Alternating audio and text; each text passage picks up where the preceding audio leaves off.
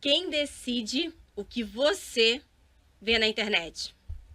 E o mais importante, quem decide o que você não vê? Tem respostas para isso? Aqui no Empoderação nós vamos ter. Porque quando os algoritmos eles escolhem invisibilizar mulheres negras, o racismo digital se revela. E hoje no Empoderação nós vamos expor esse mecanismo e discutir como resistir e reverter essa invisibilidade. Vem comigo, vem junto. Empoderação. Empoderação. Vozes em ação. Em todas as plataformas digitais. Para essa conversa, eu recebo duas mulheres que transformam o digital em resistência.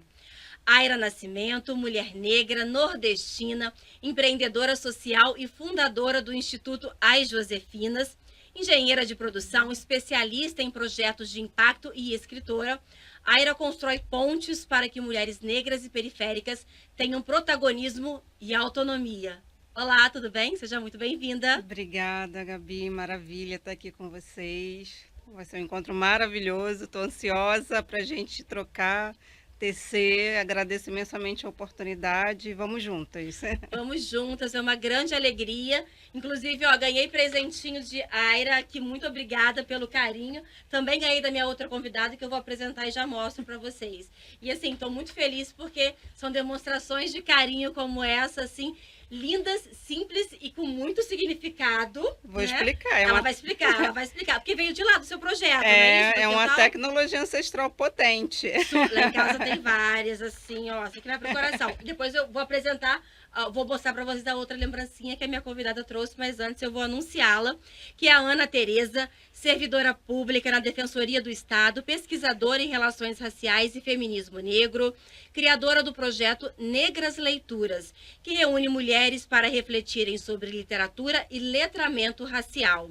Uma voz potente que traz a experiência acadêmica e comunitária sobre esse tema. Muito obrigada, Ana. Eu que agradeço o convite, estou muito feliz de estar aqui e tenho certeza que essa conversa vai ser muito poderosa. Ah, não tenho dúvida. Já começamos bem. Aqui, ó, que ela trouxe, adoro, caderninho de anotações. Negras Leituras do projeto dela, que ela vai explicar daqui a pouquinho pra gente conhecer um pouquinho mais. Meninas, muito obrigada. Apresentadas formalmente, mas agora eu quero conhecer vocês, como vocês se veem, como vocês se posicionam no mundo. Quem é Ana Tereza? Quem é Ana Tereza? Quem é? A gente já começa assim, né? Começa assim. Eu sou filha de um ativista negro, sou filha de uma professora e eu sempre brinco que meu letramento racial começou já desde o berçário. E formei em Direito, sou advogada, sou servidora da Defensoria Pública há 15 anos, trabalho hoje em dia junto a uma vara criminal, trabalho com defesa criminal. E as questões raciais sempre me afetaram muito, tanto a nível pessoal, né? Afinal de contas, eu sou uma mulher negra no Brasil, mas também era o que eu ouvia em casa, era o que me interessava e era o que eu gostava de estudar. E aí agora, depois dos 40, vem aquela maturidade, né? E aí se eu gosto disso, por que eu não vou realmente buscar mais conhecimento para eu saber do que eu estou falando? E entrei no mestrado através de um convênio que a Defensoria Pública do Rio fez com a PUC Rio. Ah, bacana. Aí entrei no mestrado em Direito Constitucional na PUC Rio. E lá eu estou fazendo uma pesquisa que vê ali os impactos do processo penal nas familiares dos réus, que em sua grande maioria são mulheres negras, as mães, as companheiras, as filhas e demais familiares e amigas. E é isso, e a Ana Tereza gosta muito de uma cerveja, tem duas meninas, tem um maridão, tem uma mãe linda, irmãos, muitos irmãos, e é isso aí. Estou muito feliz de estar aqui. Ah, obrigada. Adorei conhecê-la por esse outro olhar, essa outra perspectiva. E agora vamos saber sobre a Aira. Ela é uma força da natureza, né? Eu sou Aira Luana Nascimento. Brinco que eu sou de batismo, né? De registro, uma mulher nordestina, né, preta, também originária em Retomada, né, neta de Dona Josefa Silva, que também foi uma mulher, né, hoje minha ancestral arretada, que criou 6 filhos. Né, uma delas a minha mãe, E eu venho para o Rio, para a periferia carioca, que eu tenho orgulho de dizer, né, e fazer da periferia esse lugar central para mim, né, onde a periferia é o meu território, e nesse território também construir com ele, porque durante muitos anos, né, pela necessidade de estudar e trabalhar, eu tinha que sair da Zona Oeste, pegar trem, pegar ônibus, né, 50 quilômetros até o centro do Rio, e justamente a nossa cidade, o meu bairro, o território, acaba virando um território dormitório. E aí, quando ela fala também, né, pós-40, né, eu já chegando no marco dos 40, depois que virei mãe também, a gente começa a fazer aquela viagem interior, né, não à toa até trouxe aqui o Em Busca de Mim, que eu leio, releio, eu vou lendo vários livros ao mesmo tempo, gente, isso é também. Não sou da cerveja, mas adoro uma caipirinha ou uma cachaça como uma boa nordestina, tudo com moderação, mas vivendo intensamente. E aí, nesse mergulhar de o que que eu sou, o que que eu quero, eu vou colocar um filho negro no mundo, vai ter mundo para o meu filho? Por mais que eu me mate de trabalhar e viva dentro de uma bolha de um condomínio, ele está isento do racismo? Eu estou isenta?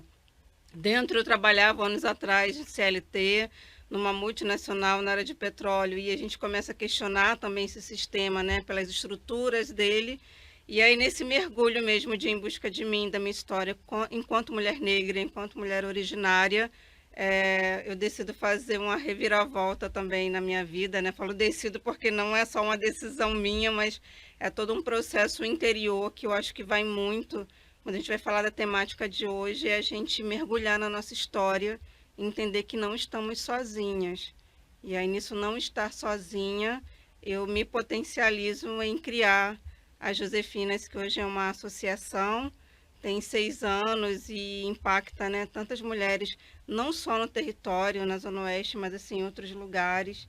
E aí a gente vai entendendo, né, a potência das nossas vozes, né, principalmente enquanto mulheres, né, mulheres pretas que vão fazendo, ou que no medo mesmo e até na escassez ou na falta de capital de giro a gente vai à luta e com estratégias. Juntas conseguimos dar um jeito. E aí, resumindo, eu falo que nessa estratégia de viver eu me coloco como uma mulher ganhadeira, né, fazendo alusão às nossas ancestrais ganhadeiras que lutaram por nossas alforrias, né.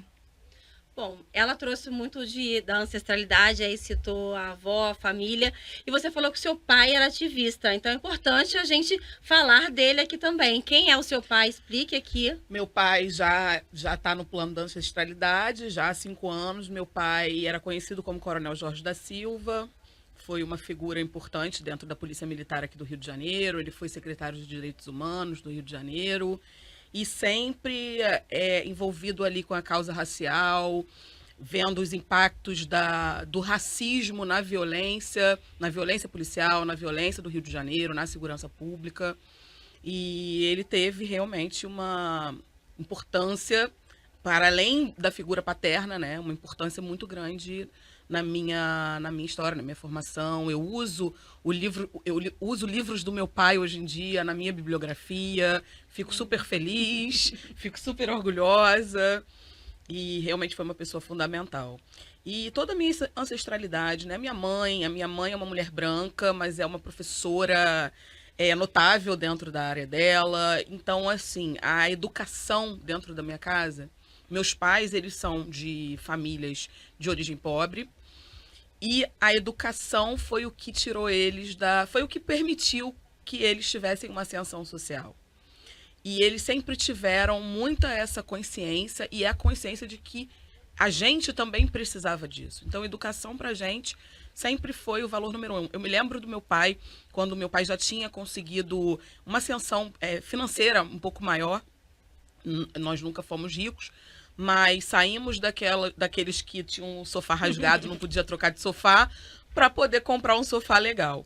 E aí eu me lembro na adolescência, meu pai falando pra gente, a gente queria tênis novo, queria bolsa da marca e tal, e meu pai falava, não, isso coisa de marca, não precisa, não tal. Não, livro, não quero saber quanto é. Livro a gente dá um jeito. Então, o papel da educação na minha casa sempre foi ressaltado, a educação sempre teve esse lugar de destaque, e não é à toa que agora eu resolvo, né, ter uma plataforma educacional, que é a minha página Negras Leituras, né?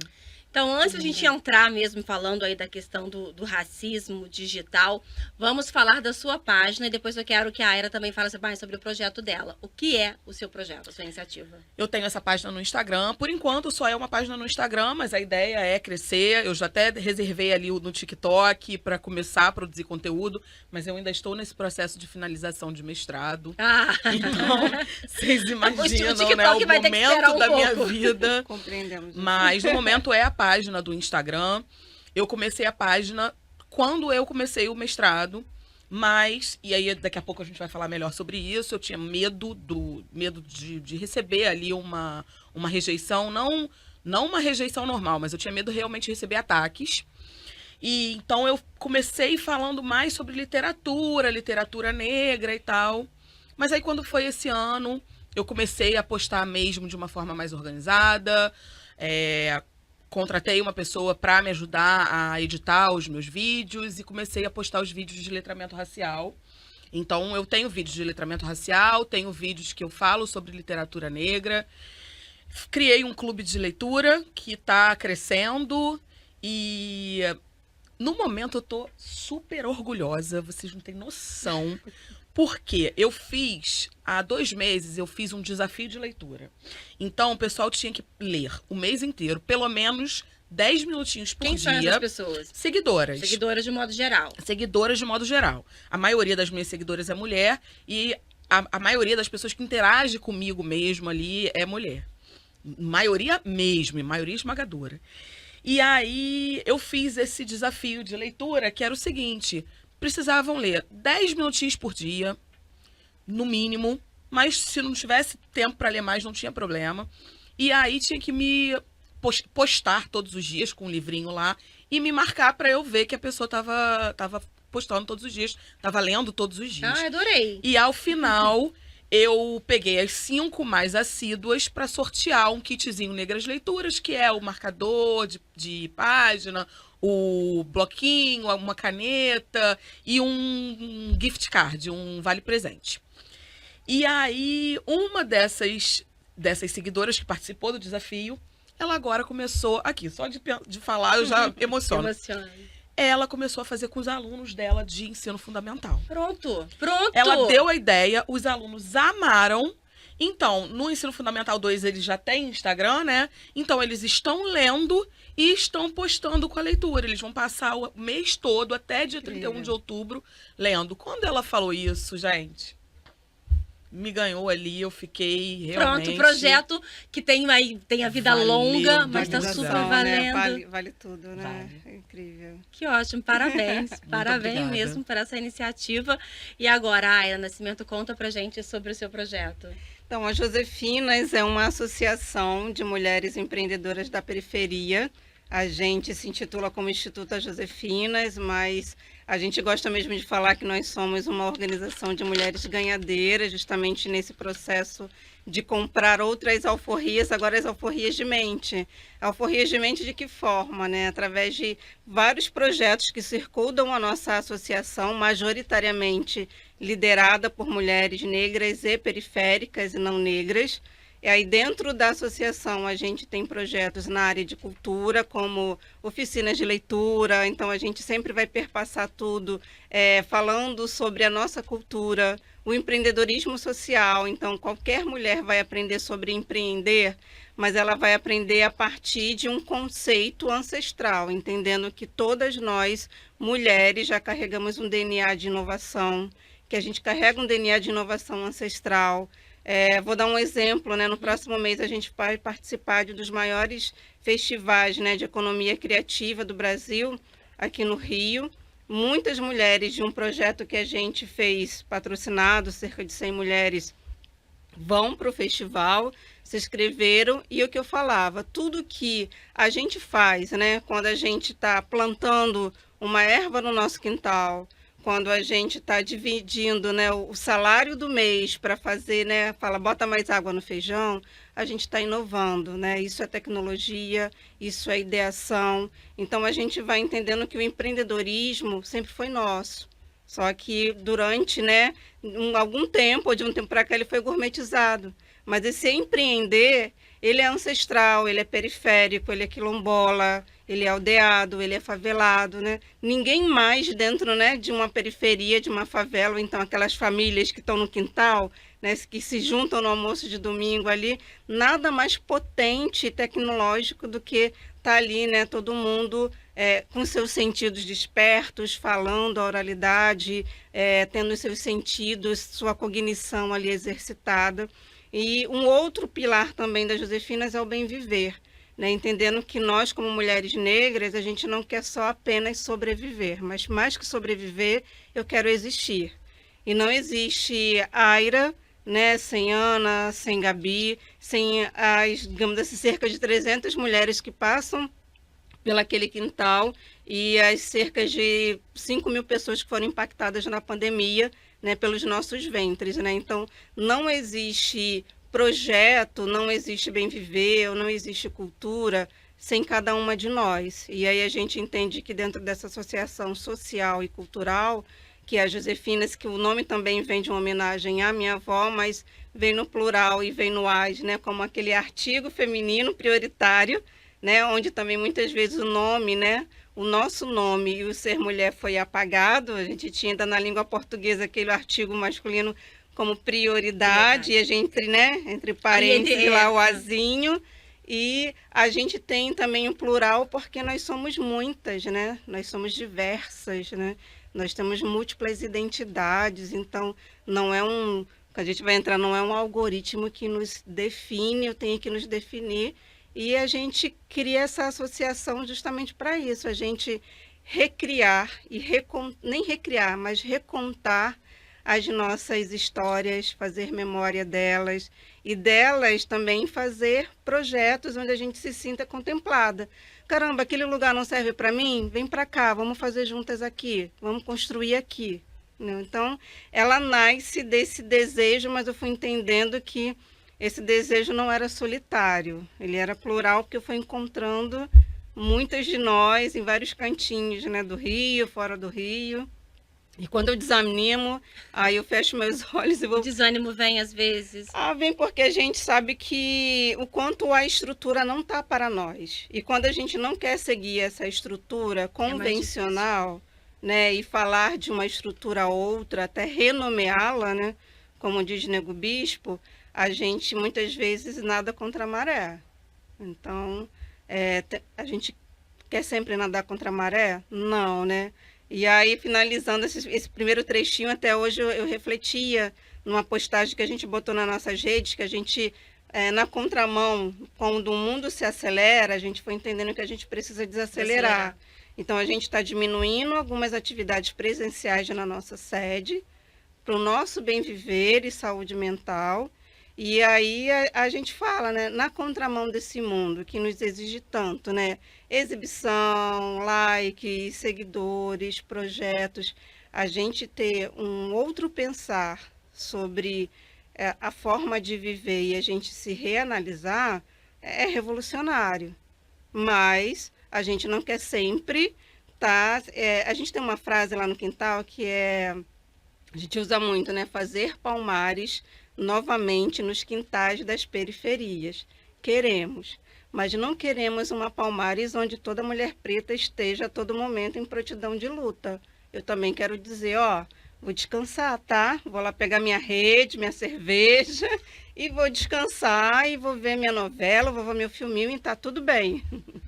Eu tô pegando aqui no meu celular, porque eu não lembro o nome da instituição, e ao longo dessa conversa eu trago, que ela tá fazendo, eu acompanho muitos editais, Fundo né, projeto Aguibara. Fundo Aguibara, que tá fazendo uma iniciativa, eu fiquei impressionadíssima, um edital para poder beneficiar 3 mulheres, né, eram 3 mulheres, se não me engano. Eu não me lembro a quantidade. Algumas mulheres com um passeio, ficar num hotel, algo nessa linha, não é? Exatamente, Você com acompanha... acompanhante. Com acompanhante. E eu não me lembro exatamente como é que é a frase que eles usam, mas é alguma coisa tipo mulher descansar. É isso, descansa preta, alguma coisa mas assim. eu tenho até uma experiência também que foi muito positiva, comentando com você um pouco antes, né, da gente começar. Eu fui para Cachoeira, né, no Recôncavo Baiano, em Salvador, em julho desse ano, por um projeto, também por capitaneado e pensado por outra mulher preta, que é a Adriana Barbosa, né, que é a percursora do afroempreendedorismo no Brasil, que é a minha inspiração.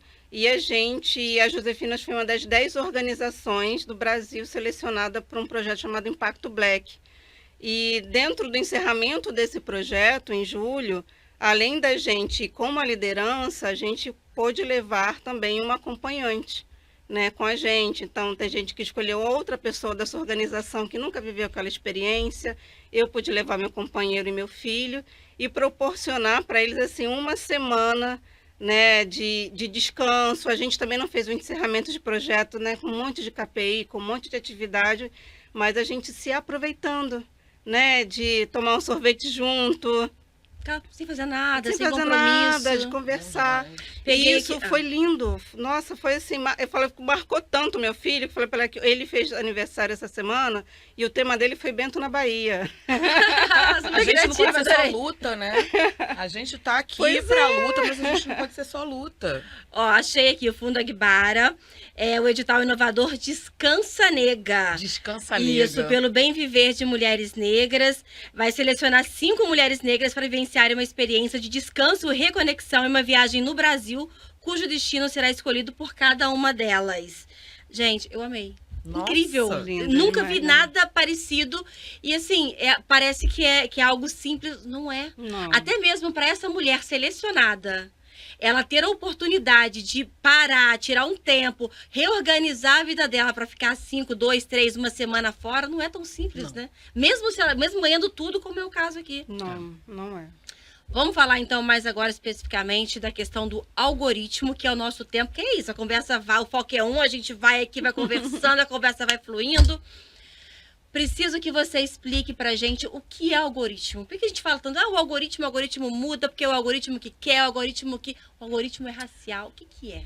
O algoritmo, na verdade, ele é um código, né? Uma série de instruções que são dadas para executar uma tarefa, para resolver um problema, né? E aí, nas redes sociais, são justamente esses códigos que vão fazer com que, e aqui eu já estou entrando no que a gente realmente quer conversar, são esses códigos que vão fazer com que um post seja entregue para mais pessoas. Eu não sei se já apareceu para vocês, às vezes vem umas mulheres assim, eu desvendei o código do Instagram, então faz aqui meu curso que aí o seu post vai ter não sei quantos milhares de visualizações. Então é isso. E quando a gente fala no racismo, é porque o seguinte, se pressupõe que esses algoritmos, que a tecnologia, ela é neutra, né? Então eu posto no Instagram, outra pessoa posta no Instagram e ele vai entregar da mesma forma, ou que vai levar em consideração alguns fatores, mas não se pensa nessa questão racial. Só que o algoritmo, esses códigos, esses comandos, eles são criados, eles são dados por pessoas.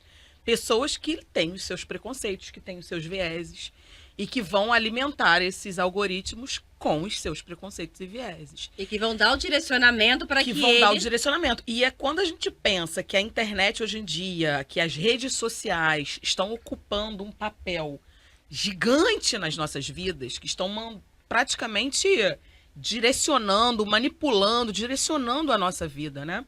A gente pensa que isso é muito sério. Então, na verdade, é o racismo que a gente vê a partir desse racismo continuado ali com o algoritmo, né?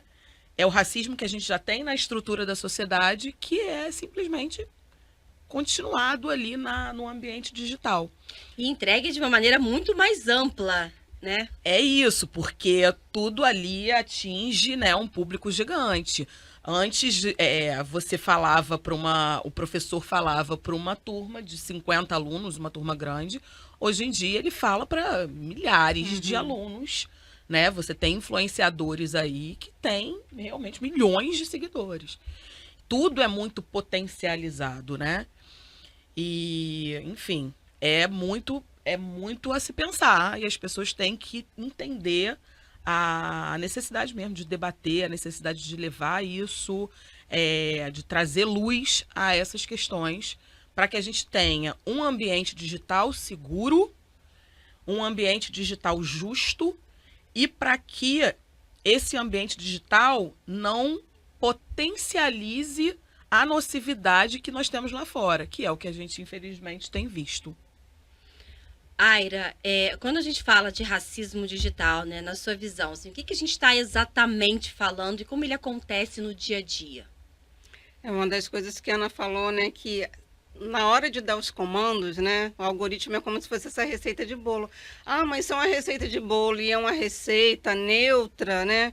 Por que acontece, então, o racismo, né? É justamente porque tem alguém por trás. E esse por trás, né, é um viés já construído dentro do racismo estrutural e institucional, que desde que o mundo é mundo, né, a gente vem sendo forjado nele. Então, a partir desse momento, a gente precisa também, a gente tem um marco regulatório em construção, né, para a inteligência artificial, mas o marco regulatório, ele não traz reflexões raciais, muito menos de gênero, né, quando a gente fala de um pensar a IA para mulheres e mulheres negras. Recentemente eu fiz um curso de inteligência artificial voltada para negócios de impacto social, que a ideia é justamente a gente dar o prompt, né, os comandos para que a gente mude palavras e até propostas que vão contra o meio ambiente, que são às vezes propostas racistas. E um exercício que a gente fez, uma das aulas foi uma mulher casando. Básico, cria um perfil de uma mulher casando.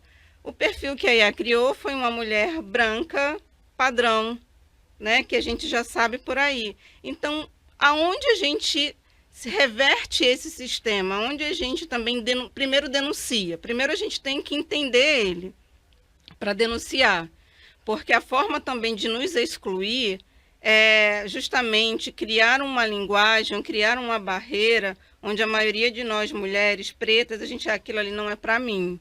Então eu não posso falar sobre isso porque isso aqui não é para mim. Eu não tenho repertório, eu não tenho know-how. Não tenho esse repertório. Eu fui criada dessa forma, ou então nos colocam nesse lugar ainda que eu até brinco assim que mulher preta não tem síndrome da impostora, a gente tem racismo estrutural e institucional desde da barriga da nossa mãe. Então, quando a gente toma posse dessa voz e reverbera dizendo, caramba, o sistema, ele é assim, ele tem uma estrutura, ele tem um viés também consciente e inconsciente, eu denuncio isso para criar outras formas. E de que forma a gente cria outras formas? E aí eu acredito muito na força da comunidade, né? Eu falo da comunidade, seja uma comunidade virtual, onde mulheres negras de todo o país agora, como você falou, um professor que tinha acesso a 50 tem acesso a 50 mil, uma mulher negra no seu território quilombola, né, no norte do país, ela só tinha acesso ali à sua comunidade, ela pode acessar, né, o mundo inteiro agora com a sua voz, denunciar as estruturas, os algoritmos e propor também que eles sejam mudados, porque esses algoritmos também eles podem entrar dentro da nossa linguagem. Não necessariamente a gente precisa se adequar à linguagem que o mundo está ditando aí, mas para a gente ditar outras, a gente precisa perceber, né, como a Sata Shakur, né, que ancestralizou essa semana, a gente precisa, primeiro, para se libertar, ter consciência que a gente é escrava. Né? Entender que existe esse viés, entender que aquilo ali não é neutro, porque se você parte do princípio de que é neutro, aí não tem nada a ser feito. Não há nada a ser questionado. Entender que não é neutro, ter esse letramento racial para você conseguir identificar em que momentos está se dando, está aparecendo esse racismo e cobrar das empresas que tenham cuidado realmente, que tenham times diversificados, que tenham cuidado ao fazerem todo o seu planejamento e que sejam responsabilizadas para quando houver essas denúncias. Gente, tem denúncias assim de racismo algorítmico dentro do Instagram, dentro do X. Aí do X a gente não precisa nem... Diante do que é hoje? Não, eu abandonei de antes tudo, de virar, aí já não precisa nem entrar na questão realmente. Mas Você tem denúncias assim e você tem apontamentos de funcionários que foram orientados a deixar para lá porque a empresa não queria perder realmente ali a monetização. Então precisa que a gente exija, né? Pode falar. Eu penso na força da comunidade também nesse sentido, porque muitas vezes a gente conta uma mulher única, né? A gente não vai conseguir fazer uma denúncia numa grande empresa, porque a gente infelizmente sabe como isso vai reverberar em nós. Mas se a gente se junta em movimentos, né, sociais, em coletivos, em construções, né, como que cada uma de nós faz dentro das suas ambiências, a gente consegue mais força para reverter esse sistema, né? Então, acho que é importante também a gente se juntar em grupo para denunciar. A gente tem também casos recentes, digamos assim, a IA hoje, a gente sabe que ela é usada para otimizar processos seletivos, né? Então, o algoritmo, ele ainda, né, quando a gente fala de cada vez mais povos tradicionais, a galera da favela, a galera da periferia, a mulher preta, usar também, né, de uma forma consciente, né? Tem outras discussões sobre a IA, mas a gente usando de forma consciente para a gente dar os nossos comandos e o nosso jeito de falar, a gente também vai rompendo essas barreiras, porque é uma pesquisa recente, não lembro agora a fonte, mas digamos que um processo seletivo tem AIs que já vão cortando, quando vem nomes africanos, nomes diferentes, então eles cortam já esse perfil e são currículos que não serão filtrados para uma seleção. Então, esses algoritmos, né, tem alguém no comando por trás dele, e não somos nós. Por exemplo, se você tem ali a empresa, você é o responsável pelo recrutamento. E aí você vai utilizar a inteligência artificial para fazer essas contratações. E você coloca ali na inteligência artificial, você programa ela de modo a ela entender o perfil que você quer. E aí, de repente, o perfil que você quer, você não, alguém que se aproxime disso aqui. Aí você coloca lá um homem branco, de terno e tal. Uma pessoa negra vai estar totalmente fora desse perfil. E aí a inteligência artificial, ela não vai entender como aquela pessoa negra é um possível candidato. Então afeta até nisso, né? Na seleção, na questão da seletividade penal, porque se você usa a inteligência artificial, se você usa o reconhecimento a partir dessas inteligências e você está alimentando ali o sistema com o seu viés de que pessoas negras estão mais propensas a delinquir, isso vai ser replicado por aquela inteligência artificial, né? Então, é muito perigoso. A tecnologia é maravilhosa, né? A gente pode usar de formas muito positivas na nossa vida. E enquanto pessoas negras, para as pessoas periféricas, isso facilita muitos acessos.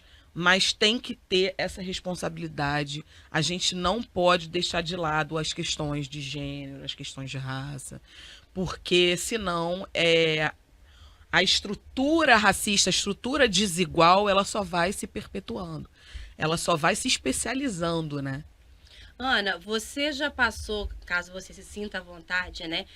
Já passou por alguma situação em que você identificou que sofreu racismo digital? Então, eu sempre falo, né, que quando uma pessoa negra sofre racismo, todas as pessoas negras estão sofrendo, porque afinal de contas, o racismo ele nega a nossa humanidade, né?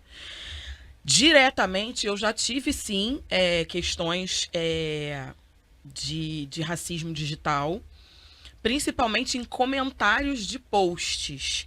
Eu tô fazendo um comentário de post e a pessoa fala para mim que, enfim, chama de coisas pejorativas, racistas, nome de animal, enfim, já aconteceu, sim.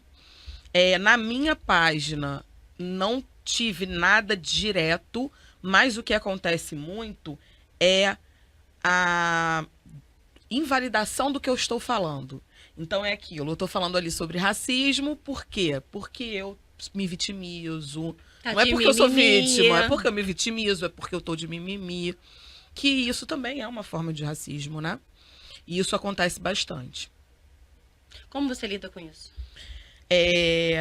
Aí depende muito do período do mês.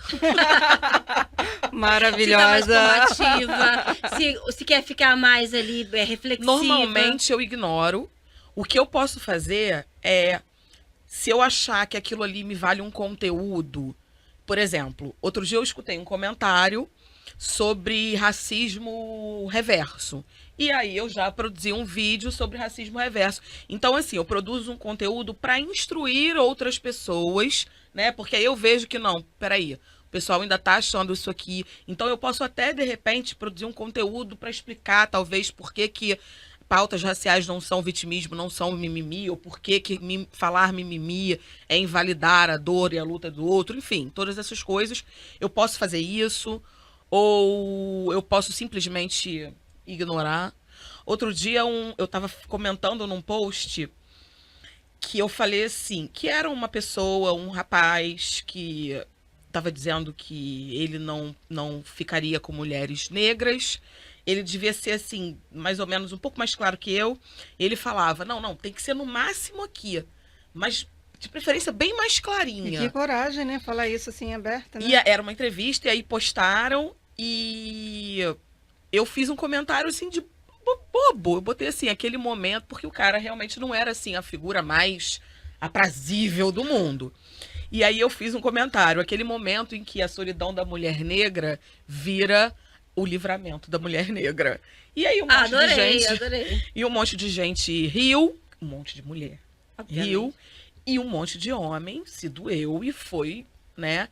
E aí rolaram algumas ofensas. Aí teve um que falou que o meu problema é porque eu estou sozinha, porque eu sou feia. Mas peraí, eu não tô nem sozinha, nem sou feia.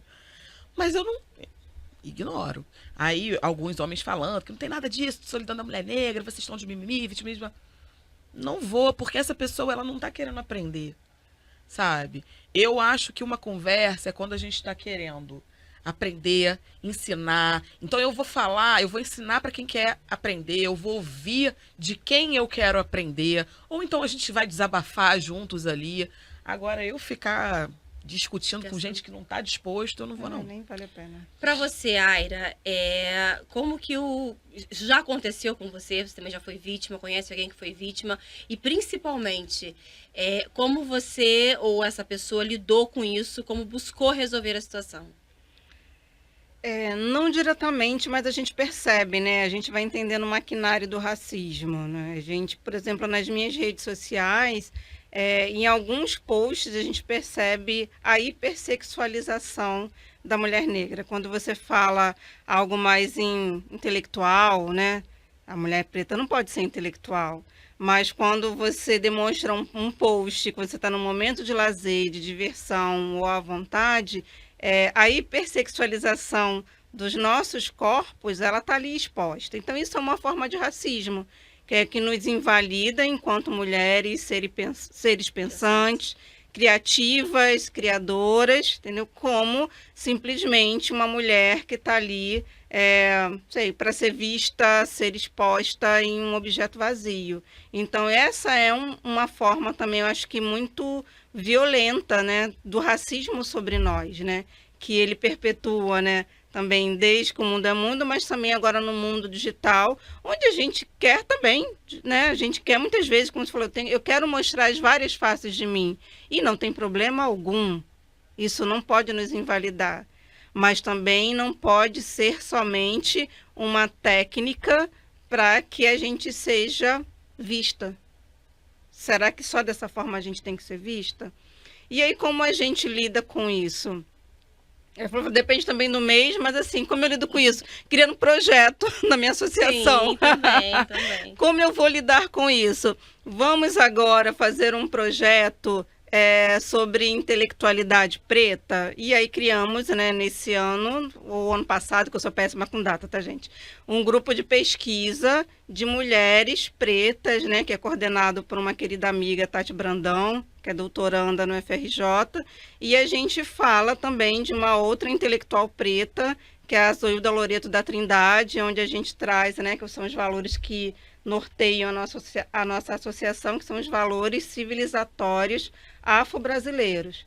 Então, a gente vai falar da tecnologia, da memória, da ludicidade, da ancestralidade, da energia vital, da coletividade, do comunitarismo.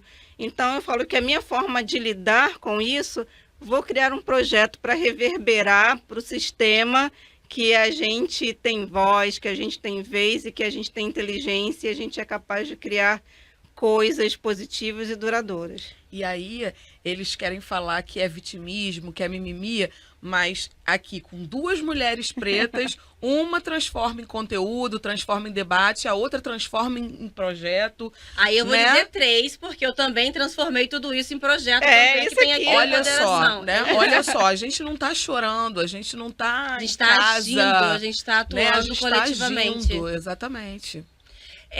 Eu ia perguntar para você o seguinte, eu gostei da colocação da Aira, né, que é justamente isso que a gente está falando, de transformar também o problema, porque a gente sabe que existe o racismo digital, que existe a questão do algoritmo, né, que invisibiliza a gente, que silencia, mas também existe a nossa capacidade, a nossa intelectualidade e potencial de fazer coisas boas, e é possível também, como você colocou, usar o próprio algoritmo para poder buscar alternativas para reverter essa situação.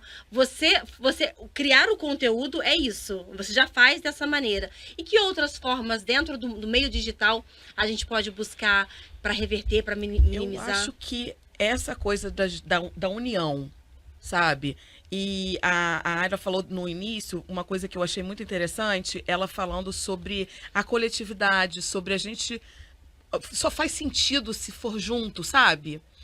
E é isso. A gente está junto, uma potencializando a outra, consumindo conteúdo, consumindo os projetos, comprando as ideias uma da outra.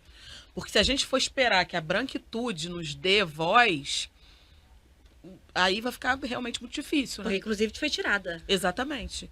Então, a gente precisa estar junto e essa união, ela vai justamente de encontro aos ideais do individualismo de hoje em dia, né? Então a gente ali tem que se unir realmente, sair dessa coisa da individualidade, a gente tem que pensar coletivamente.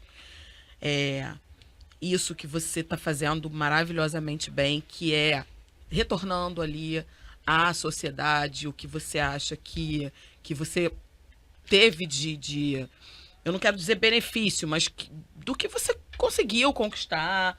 A Aira, pelo amor de Deus, né? Que potência, que mulher. E que tá ali, né, criando essas redes e empoderando tantas mulheres. Então eu acho que é isso, estarmos juntas, nos aquilombando e potencializando realmente umas às outras e procurando. Quando a gente fala em racismo algorítmico, ou palavra difícil, gente. Não, eu tô evitando falar porque eu sei que eu vou me enrolar. Eu tô buscando outras alternativas. Mas aí quando a gente fala, a gente pensa realmente lá na equipe do Instagram, criando todos os códigos. Mas a gente também tem que pensar no usuário. O usuário também vai interferindo nessa entrega dos conteúdos, nessa visibilidade que esses conteúdos, que os criadores de conteúdo adquirem. Então, a gente ter esse letramento, a gente entender que é necessário a gente consumir esse conteúdo e que é necessário a gente fazer um conteúdo que vá preencher ali alguma lacuna da nossa comunidade. Eu acho que isso também é uma forma da gente estar tentando usar o algoritmo ao nosso favor. Aira, a coletividade, né, ela contribui para a gente usar a lógica do algoritmo a nosso favor? Muito, né? Muito e super. Eu acho que, como você falou, você não só reverbera isso, mas você cria o que a gente chama de quilombo virtual. Nas Josefinas, a gente tem um grupão onde entram todas as mulheres que passaram por nossos projetos. E Quantos a gente... são, aproximadamente?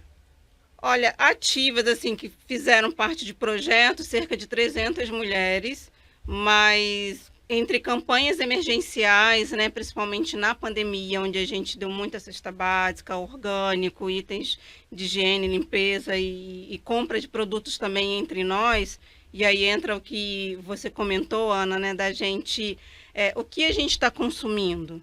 A gente precisa também ter esse consumo intencional e direcionado. Então, a forma também da gente burlar esse sistema, né? Eu falo, como engenheira de produção, falo codar o sistema, é justamente criar rede. Então, entre esses vários eventos, campanha emergencial, não sei, eu acho que hoje somos cerca de 5.000 pessoas impactadas, né? Porque a gente entende também que nós estamos no nosso território, mas nós somos um grande mocambo, né? Mocambo, na linguagem, né? Quando eu citava principalmente Palmares, o maior quilombo da América Latina, Palmares ele era feito de pequenos núcleos, principalmente coordenado por mulheres, como Aquatirene, Aquatune, e aí se dava o nome a esses pequenos núcleos de mocambos. E a gente entende que a Josefinas é dos mocambos dessa grande Palmares que somos nós.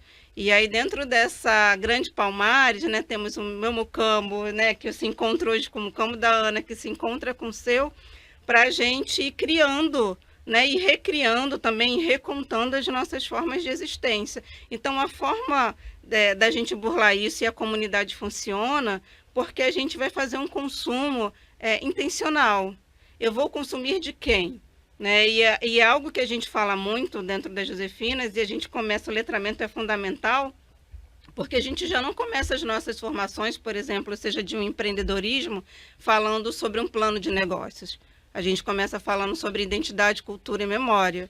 A gente começa falando sobre letramento racial. Primeiro eu preciso me enraizar e despertar a minha história para entender, caramba, essa tecnologia é lá do Vale do não sei o quê. Eu falo, não. Primeiro código binário do mundo é africano, né? Quando a linguagem da computação, né, que é o liga-desliga, né, que é o mais, menos, ou então 01, 01, 01, e aí vai fazendo os códigos da programação, ele é o código de Ifá, né, que é um código criado, né, para um sistema aí urbano, e ele é a base da computação, da programação. Então, tecnologia é nossa. A tecnologia são dos povos indígenas. Quando a gente transforma a mandioca, que poderia nos envenenar, em um dos alimentos mais consumidos no Brasil inteiro, né?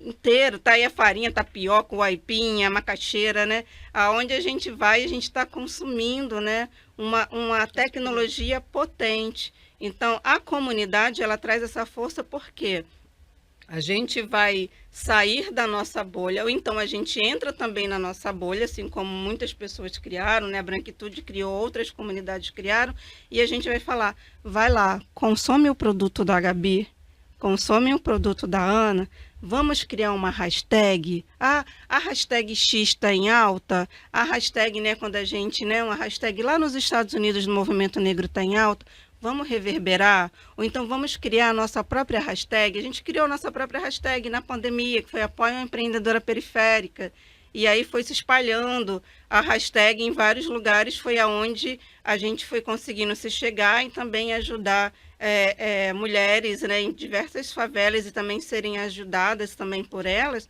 no Rio e fora do Rio. Então, a comunidade traz essa força, porque somos nós, claro, despertas, né, e conscientes da nossa história, que a gente vai dizer, ó, vamos lá, vamos fazer dessa forma aqui, vamos se juntar agora com a Gabi, com a Ana, com a Aira, com as Josefinas, e vamos criar esse grande movimento. É aquilo, a gente aprende a ler para ensinar os camaradas e para trazer os camaradas junto, né? É verdade. Das mãos e a gente ir junto. Porque é isso, a gente às vezes não tem consciência do que está passando. Então você já chega lá falando de empreendedorismo quando muitas vezes anterior, a pessoa precisa de alguma coisa anterior. E a gente está num mundo que nos ensinou que a gente não é humano plenamente, que nós não somos razão, que nós somos corpo, né? Daí vem essa hipersexualização, né?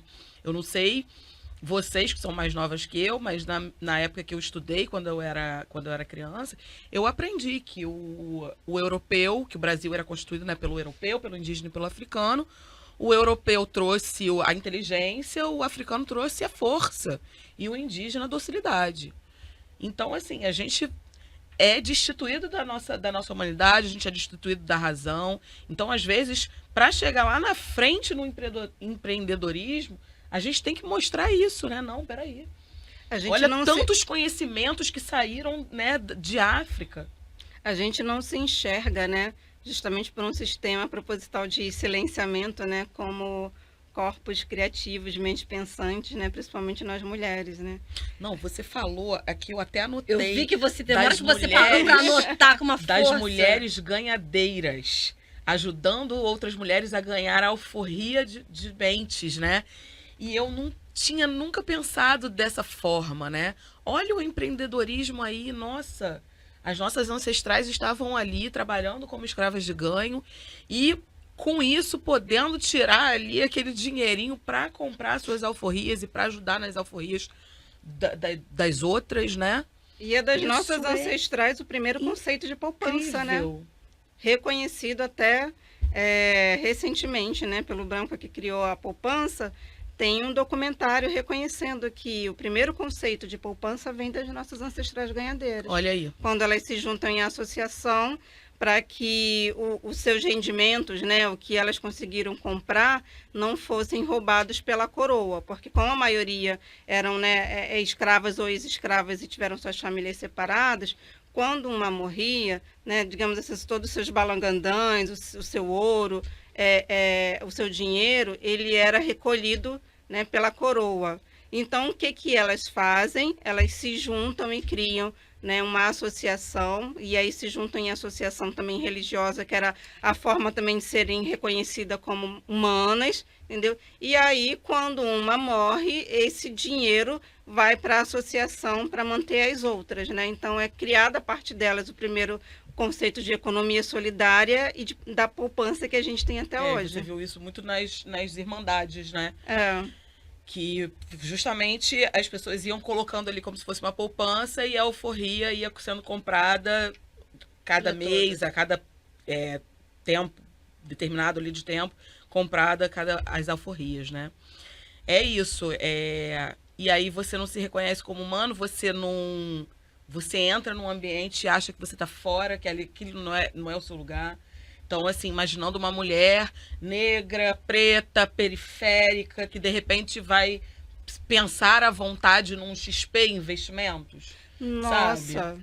Mas e se de repente ela tem o conhecimento de que a primeira poupança foi do povo dela, de que o código binário partiu do povo dela, que a matemática foi inventada pelo Ela vai povo se dela. empoderar, ela vai se Já não fortalecer. muda de figura Vai. você entrar numa XP Investimentos, né? Ana, Aira, gente, eu nem sei nem como dizer pra vocês que já passou quase uma hora que a gente tá aqui conversando. Nossa. É isso, é isso. E o Voou. Sherlon tá ali me sinalizando que a gente temos 7 minutos ainda, mas que eu preciso encerrar no tempo, porque eu sempre passo e aí é um problema. Ele falou, Gabriela, não dá. Porque vocês ficam conversando e é história, e é força, e é potência, e é troca, e é aquilombamento, e a coisa vai indo e a gente... E eu acabo passando o tempo. Então, eu preciso primeiro o seguinte, que você me explique o significado desse presente maravilhoso que você me deu, Aira. Ai, que lindo. Nós temos uma casa, que é uma sede em Campo Grande, na Zona Oeste. Então, convido a todos vocês para seguirem depois, @Josefinas Instituto. Então, uns falam que é a casa de vó, outros falam que é casa de mãe. É uma casa construída por nós mulheres e a gente, cada uma tem o seu cantinho, digamos assim, a sua cara na casa, né? Somos artistas, né? Temos artistas, temos fotógrafas, jornalistas, artesãs, né? Tem a que cuida da planta, as herveiras, né? E aí, dentro dessa casa, desse quintal da periferia, que é um quintalzão, as nossas atividades acontecem no quintal. E a gente fala que a nossa sala de aula são os quintais das periferias. E aí é onde a gente usa também as plantas, né? A espada de São Jorge, né? Tão emblemática nos subúrbios, né? Carioca, e também para proteção. Mas ela é uma tecnologia potente, porque para além da, digamos assim, a tecnologia ancestral do que a gente não vê, ela tem o que a gente vê porque ela é uma das maiores plantas que distribui oxigênio.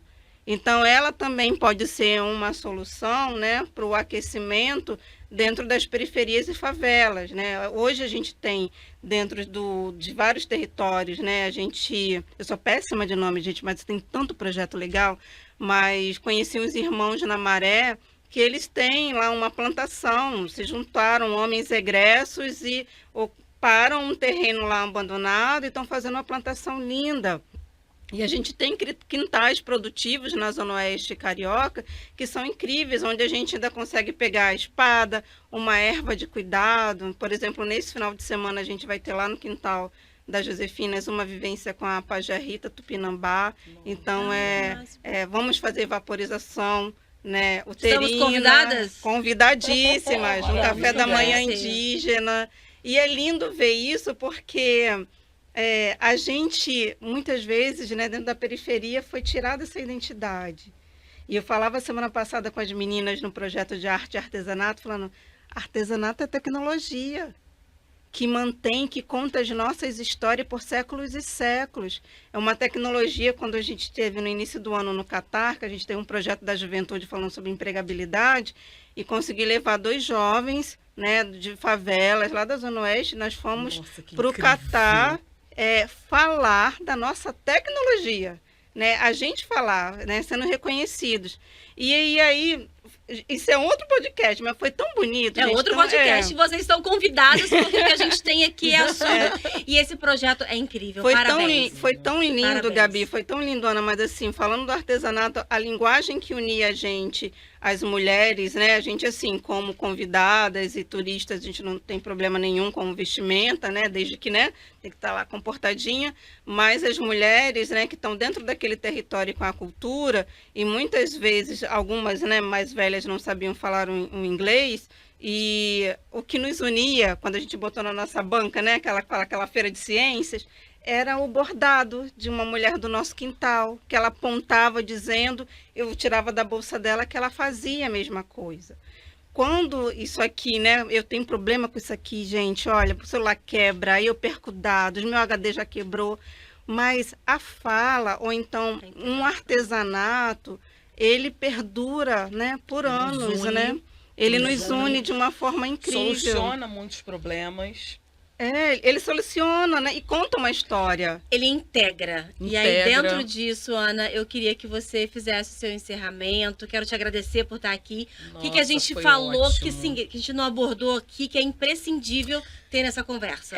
Eu acho que é legal que as pessoas procurem realmente essa informação sobre o racismo algorítmico, sobre o cyberbullying e o cyberracismo, né, que são as pessoas ali usando das plataformas para cometerem atos de racismo. Tem 2 pesquisadores que eu acho muito legais, que são as maiores referências mesmo no Brasil, que é o Tarcísio Silva e a Nina da Hora. Então, de repente, é legal procurar os perfis deles, procurar as obras deles, para entender realmente do que se trata. E isso, consumir conteúdo de pessoas negras e não ter medo, porque, assim, a gente já está aqui para ataque, infelizmente. Né? Nascemos negros, felizmente, mas infelizmente esse mundo ele está estruturado para nos invisibilizar ou para nos atacar. Então, a gente se aquilomba e segue em frente. Porque quando uma vai e enfrenta e supera o seu medo, outra vê aquilo ali e também consegue romper os seus medos e também consegue seguir o seu propósito. Eu vejo a Negras Leituras agora como meu propósito e eu penso quanto tempo que o medo me paralisou, sabe? E até que eu decidi não deixar mais o medo me paralisar. E você começou o movimento e está colocando outras pessoas em movimento. Exatamente, Ana, exatamente. Muito obrigada. Eu que agradeço, foi maravilhoso, nossa. Perfeito, perfeito. Eram suas considerações finais. Agradeço, primeiramente, imensamente a oportunidade de estar aqui, né, fazendo a minha voz também, e a voz de tantas outras, né, serem reverberadas, a voz da minha avó, que muitas vezes não pôde falar, né, da tua e de tantas outras, né, nossas ancestrais. Eu acho que quando você fala também, né, de negras leituras, né, me lembra também de um grupo de teatro também chamado Negras Palavras, né, que fala sobre as poesias de Solano Trindade. E a gente precisa cada vez mais falar. A gente precisa reverberar as vozes de Carolina Maria de Jesus, né? A voz da Dona Maria, lá do meu quintal, a voz de tantas mulheres que nos marcaram no nosso bairro, né? Ao longo da nossa construção enquanto meninas pretas. E que a gente não tinha referência, Tinha né? referência. Tô falando que eu sou mais novinha, mas eu tô 44. Nós somos da mesma idade, então. Mas a gente cresceu, a gente tinha essa referência, mas a gente não conseguia se ver como essa referência, né?